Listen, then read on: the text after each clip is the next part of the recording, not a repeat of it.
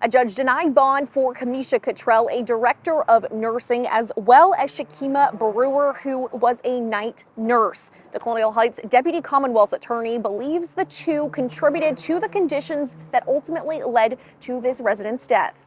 That's the number one thing. That's right up there with kicking a puppy. Family members with loved ones at Colonial Heights Rehabilitation and Nursing Home continue to react to the details coming out about the 74-year-old patient who was hospitalized and ultimately died due to inadequate care received at the facility. That's according to prosecutors.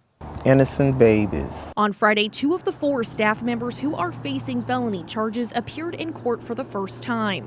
A judge denied bond for both Kamisha Cottrell and Shakima Brewer. According to the Deputy Commonwealth's attorney, Kamisha Cottrell, the director of nursing, was responsible for ensuring staff was giving proper care and were properly trained. She alleges records were falsified, showing care was given to the resident who died when it wasn't. The prosecutor also claims training was not done for staff and claims Cottrell just had them sign off that it was. She claims Cottrell also told police she wasn't going to turn herself in when warrants were out for her arrest.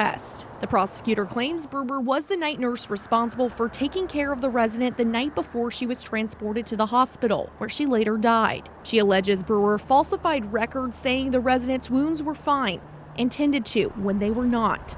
This family member had concerns for care about her loved one at the facility prior to the charges of 18 staff members. The reason why I'm there so often is to oversee for my parent, making sure that they're doing what they're supposed to be doing. I worry, are all of these people on the same page following her care plan? She said her concerns came over the last 6 months when she claims her loved one was hospitalized because the equipment they needed was not being used properly. She was so concerned she put in a request to get her loved one's records. I wanted to see if they had notated that they had set her on that machine for those couple of nights, which I know they hadn't. I complained to the nursing supervisor who knew that I was going to go off about it. She ultimately didn't get those records because she had to pay for them. She says she's now going to get them, especially when she claims one of her loved one's nurses is facing falsification record charges. I feel like I'm caught between a rock and a hard place because my mother is one of the poor elderly. She's on Medicaid, Medicare, and you know, she's limited on the facilities that will accept those things. A PR firm for the facility says they're not at liberty to discuss anything as the investigation is ongoing. They say, quote, "We are focused as always on the care of our residents." Something just gotta change.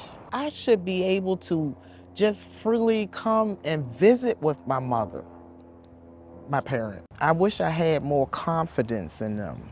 Cottrell, the director of nursing, spoke up during her hearing, saying that she didn't abuse anybody, and Brewer's attorney argued that it should wait until trial to be decided who is at fault in this case. In Richmond, I'm Maggie Marshall, CBS 6 News.